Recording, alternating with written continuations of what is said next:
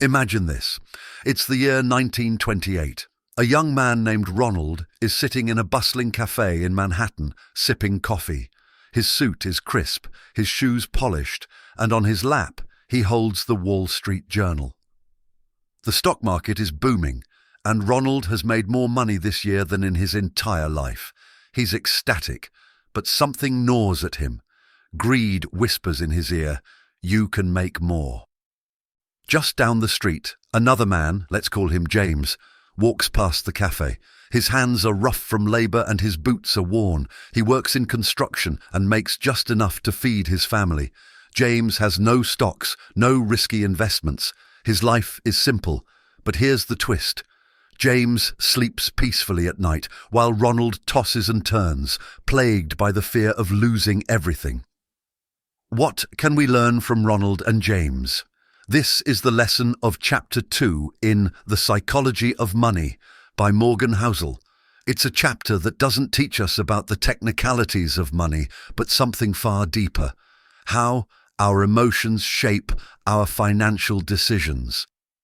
Let's dive into the psychology behind their stories and uncover why sometimes it's not about how much you have, it's about how much you feel you need.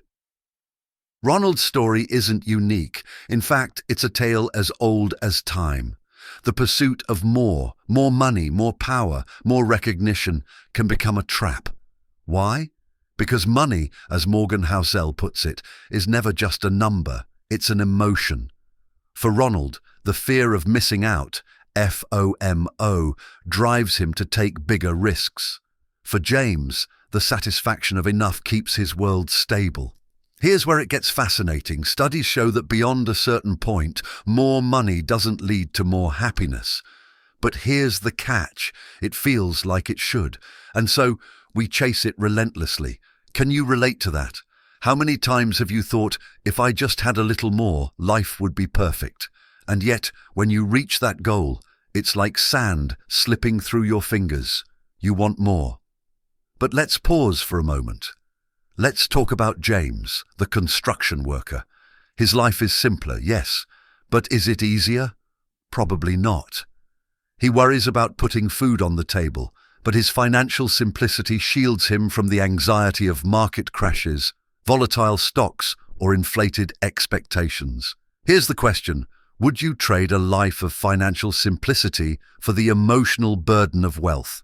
Most of us think we would, but we underestimate the emotional cost. In the book, Morgan Housel tells us that the happiest people aren't those with the most, but those who have control over their needs and their perspective. It's the emotional mastery over money that creates peace. Here's the wild part. Money isn't real. I mean, sure, the paper and coins exist, but the value we attach to it, that's entirely subjective.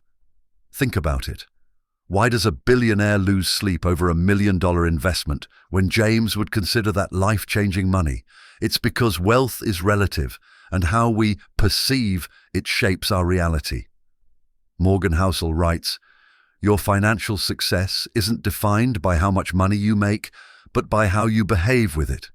And this behavior, it's rooted in psychology, your upbringing, your fears, your dreams, your insecurities." So, what's the takeaway?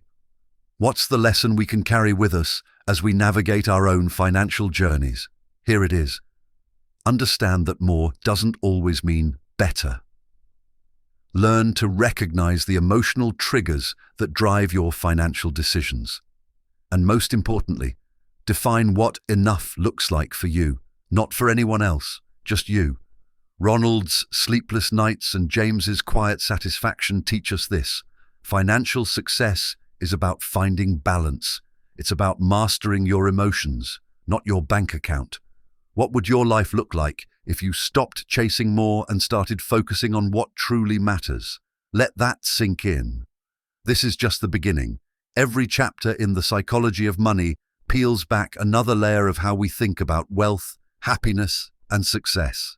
If this resonated with you, don't forget to subscribe, share your thoughts in the comments, and let's continue this journey together.